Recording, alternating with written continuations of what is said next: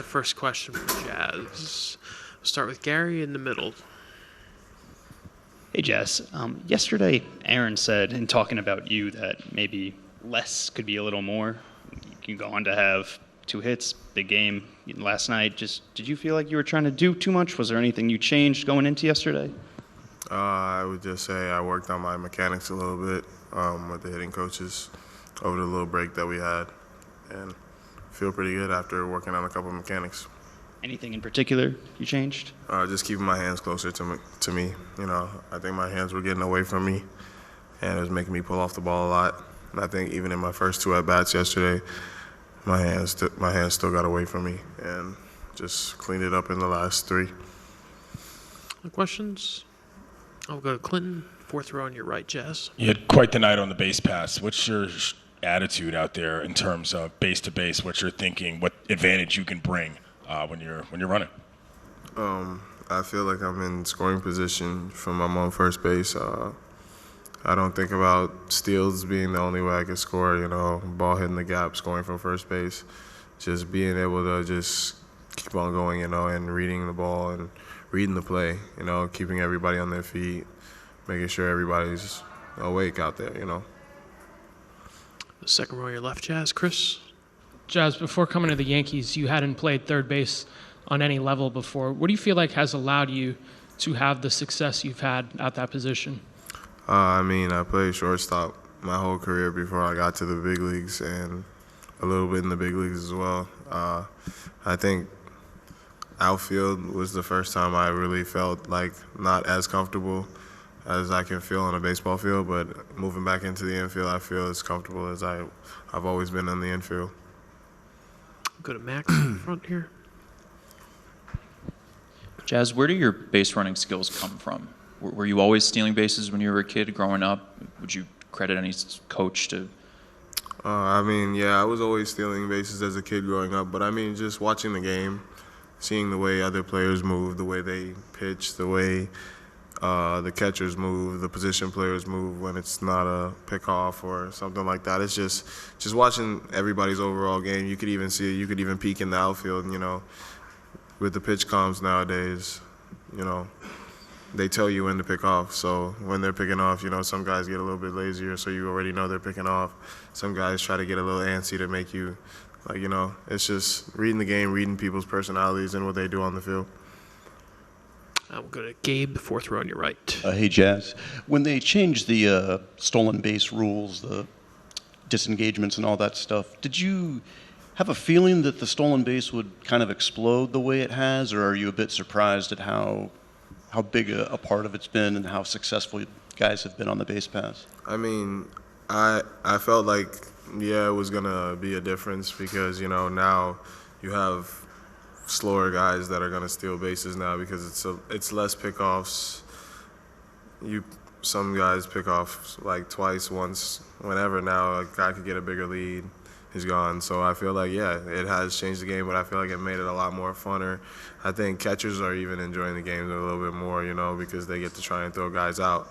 So I feel like it's just enjoyment for everybody. You know, bigger guys, slower guys get to try and steal bags now. You know, they're having fun out there. I think that's cool. And is it only fair that it keeps pitchers honest? Like, they're so nasty that, hey, it's a little more fair for you guys to take an extra 90. For sure. I mean, everybody's throwing 100 now, so you got to give us something, you know? We'll stay over there with Clinton. Jazz, what are the vibes like back in the Bahamas now with all your boys, you know, in terms of your home nation, seeing you doing this on such a big stage? They've been in and out during the playoffs, you know. They've been flying in, flying out. A couple of them are super busy, so.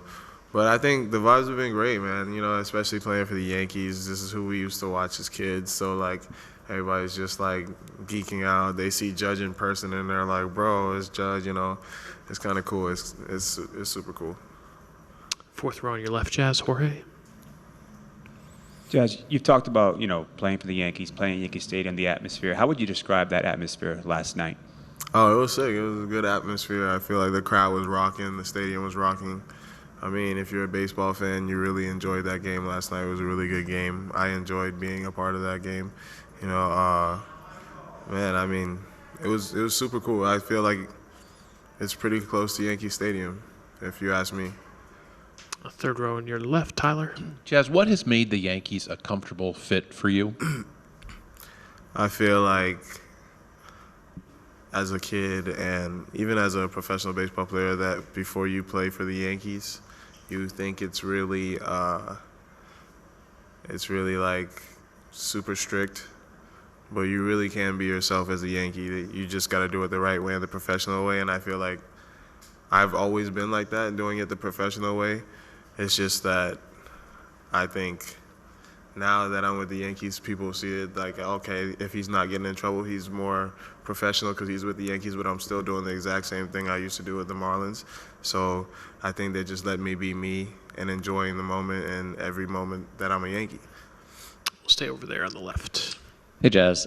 Did you see something in Trinan's delivery that let you take off with such ease for third base there in the 10th? Like I said, I study players, I study pitchers. Running is a part of my game. So, like I said, I've been watching Trinan since I was a Marlin, playing against him as a Marlin. So I've seen him a lot of times. I've been on base a couple of times. So I just read his game. He knows how I play, so I just try to change it up, see how it was going, and it just went the right way. Far back on your right, Jazz. Jeff. Jazz, what allows this team to come back from a gut punch loss like last night? I think we've been doing it all year, so I feel like nothing has changed between us and our clubhouse, We still feel like we got this in the bag, not like, how would I say, not cocky, but like, we feel confident in ourselves to go out there and win 4 games, But I mean, for me, I just feel like we're going to go out there and play baseball. We're enjoying the moment just as much as them. After that loss, I don't feel like the clubhouse was quiet. We were talking amongst each other and saying, like, hey, that was a fun baseball game. Let's go do it again tomorrow, but let's come on top tomorrow. So, it's amazing. Fourth row right in the middle, Dan. Jazz, have you reached out to or Miguel Rojas, or have you guys connected at all with him being on the other side? No. Do you feel like that's part of the past now, or is that something? I mean, like I said, I have nothing about it. I go out there, I play baseball, and I'm enjoying baseball. Nothing more, nothing less. Questions for Jazz? Anything else? All right, Jazz, continued success. Thanks for taking the time. Appreciate it. Thank you.